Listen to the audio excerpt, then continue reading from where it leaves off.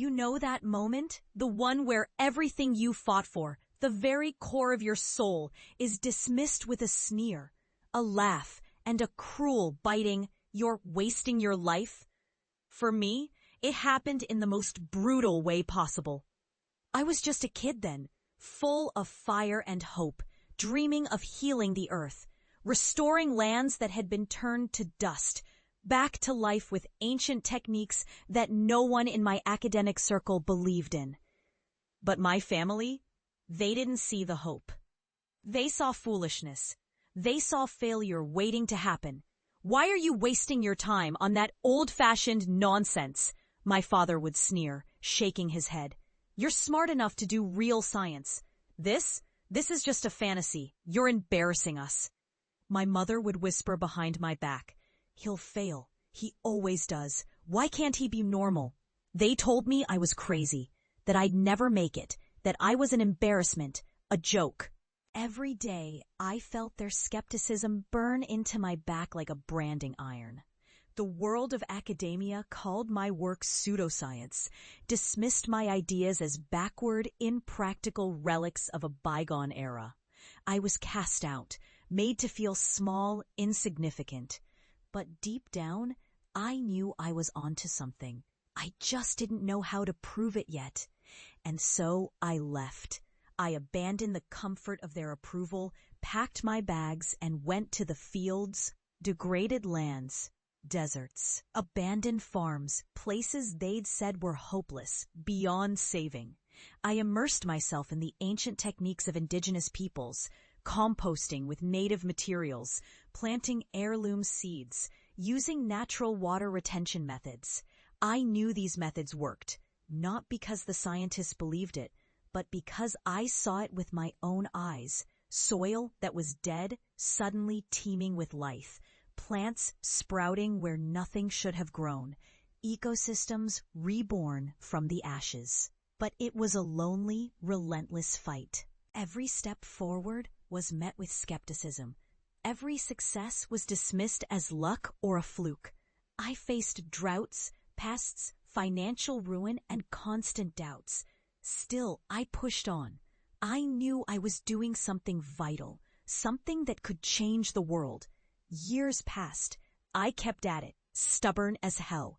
And then, suddenly, the world started noticing. Small communities began adopting my methods. Environmental agencies took interest. Reports showed barren lands transforming into lush, thriving ecosystems. The movement grew. Some called it revolutionary. Global media started covering the story of the soil whisperer, the outsider who dared to revive the earth with ancient wisdom. And I became what I never thought I could, a leader, a pioneer. My work restored hundreds of acres of degraded land, turning deserts into gardens, wastelands into forests. I watched ecosystems flourish where there had once only been despair. And with each success, I thought of my family, how they had scoffed, how they'd called me foolish. It was time to go home. I remember the day I arrived. The same old house, the same old yard, but something had shifted. I felt it in my bones. As I stepped out of the car, I saw their faces, shocked, uncertain, maybe even a little scared. Because they knew, they'd heard the stories, they'd seen the headlines. They gathered in the backyard, eyes wide as I led them to a stretch of land, an abandoned patch that once was a dust bowl, a symbol of failure. I handed them shovels, and I watched as their skepticism melted into awe. I watched my father, the same man who had mocked me for wasting my life, step into the soil. His hands trembling, he dug into the earth he'd once called hopeless. And then he looked up, eyes shining with something he'd never shown before, respect, maybe even pride. My mother, tears streaming down her face, whispered, How did you do this?" I smiled, a quiet, powerful smile. I listened to the earth. I believed in what our ancestors knew, things they passed down through generations.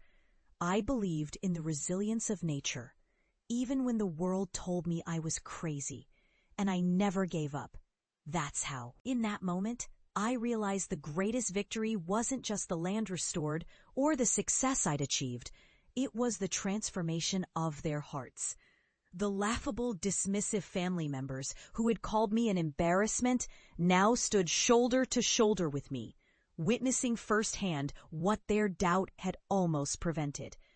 And the truth dawned like dawn breaking over a shattered horizon.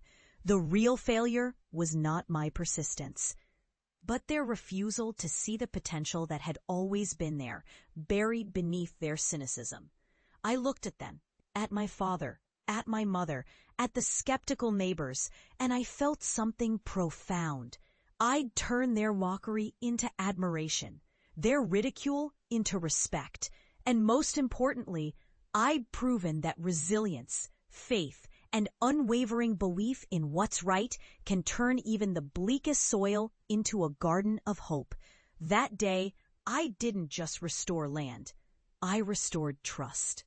I restored faith, the faith that even the most dismissed dreams can blossom if you dare to nurture them. And I want everyone listening to know this. Never let their doubt drown out your voice. Never let their ridicule silence your purpose. Because the true power lies in the persistence to turn impossible into inevitable. That's the real lesson. That's the legacy of the Soil Whisperer.